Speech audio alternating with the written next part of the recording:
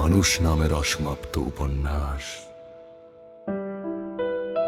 লেখক প্রিন্স জুলাস।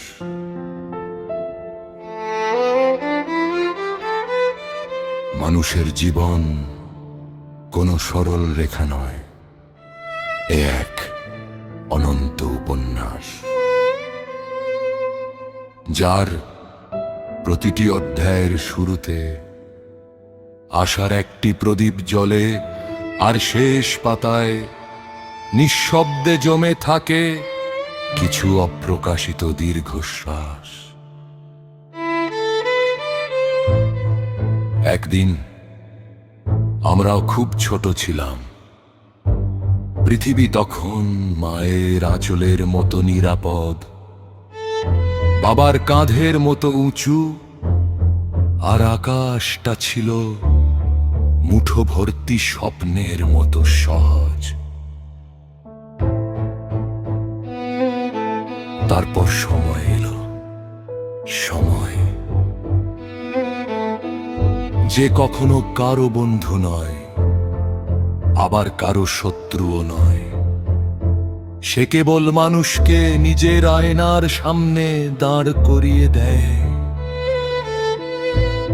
সেদিন প্রথম বুঝেছিলাম, সব মানুষ পাশে থাকার জন্য আসে না। কেউ আসে প্রয়োজন নিয়ে, কেউ আসে স্বার্থ নিয়ে, কেউ আসে অভিনয় নিয়ে, আর খুব অল্প কয়েকজন আসে ভালোবাসা নিয়ে। জীবনের বাজারে সবকিছুরই দাম আছে, শুধু মানুষের চোখের জল এখনো কোনো মুদ্রায় বিক্রি হয় না। তাই হয়তো কেউ কান্না লুকিয়ে রাখে, কেউ হাসির আড়ালে মৃত্যুর মতো নিঃসঙ্গতা বহন করে। কেউ আবার ভেঙে পড়েও বলে, আমি ভালো আছি।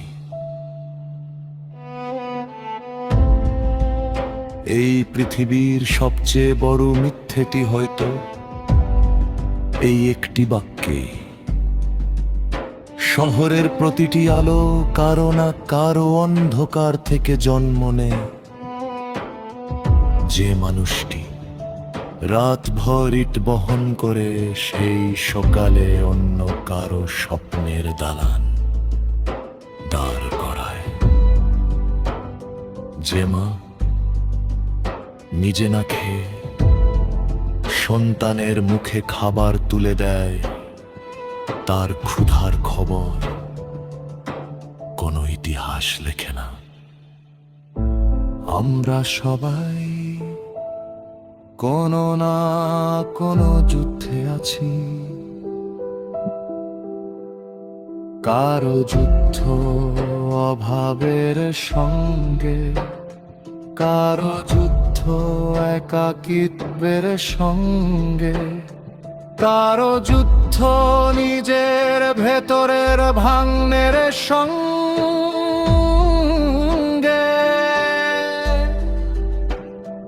অথচ বাইরে থেকে সবাইকে একই রকম হাসতে দেখা যায়। এই হাসিগুলো আসলে মুখোশ, আর মুখোশের ভেতর প্রতিদিন একটু একটু করে বুড়িয়ে যায় একটি মানুষ। একসময় বন্ধুরা হারিয়ে যায়, প্রিয়জনেরা দূরে সরে যায়, বিশ্বাসগুলো ভেঙে পড়ে ঝড়ে উড়ে যাওয়া পাখির বাঝার মতো। তখন মানুষ বুঝতে শেখে, হারিয়ে যাওয়া জীবনের এক ধরনের শিক্ষা। কারণ যে একবার একা হাঁটতে শিখেছে, তার পায়ের শব্দে আর ভয়ের প্রতিধ্বনি।